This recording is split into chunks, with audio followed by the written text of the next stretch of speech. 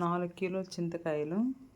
ఈ 4 కేజీల చింతకాయలన్నీ శుభ్రంగా కడిగి క్లీన్ చేసి పెట్టుకున్నాం. 4 కేజీల చింతకాయలు ముక్కలుగా కట్ చేసి పెట్టుకున్నాం, వేనలు తీసి.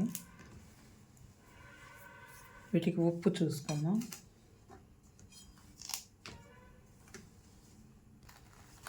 ఒక కిలోకి వచ్చి ఈ గ్లాసుతో గ్లాసు 250 గ్రాములు ఉంటుంది ఈ గ్లాసు. 4 కిలోలకి 4 గ్లాసులు.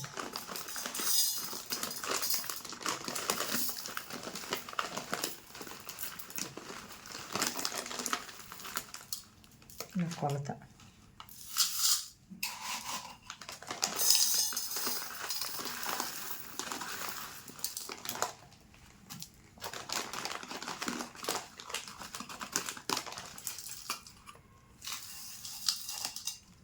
తడి మాత్రం తగలకుండా పెట్టుకోవాలి. తడి తగిలితే పచ్చడి పాడవుతుంది. సంవత్సరం ఉండాలి కదా.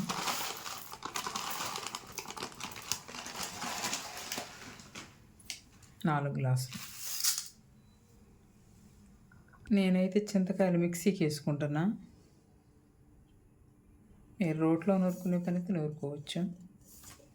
తడి లేకుండా చూసుకోండి. ఏదైనా రోలైనా మిక్సీ జార్ అయినా ఇలా కొన్ని వేసుకొని కొంచెం ఉప్పు అన్నీ ఇట్లానే మిక్సీ కచ్చా పచ్చగా పట్టుకుందాం. ఇలా కచ్చా పచ్చగా మొత్తం అయిపోయిందండి. 3 రోజులు ఆగిన తర్వాత మళ్ళీ తిరగదొక్కునేటప్పుడు పసుపు, కొంచెం మెంతులు వేసుకోవచ్చు. ఇంకా ఏమైనా చిన్న చిన్న వేలులు ఉంటే అవి తీసేసుకోవచ్చు. విత్తనాలు గింజలు మొత్తం వేరేసుకోండి. ఇలా చిన్న చిన్న గింజలు మొత్తం వేరేసుకుంటే చేదు లేకుండా ఉంటుంది.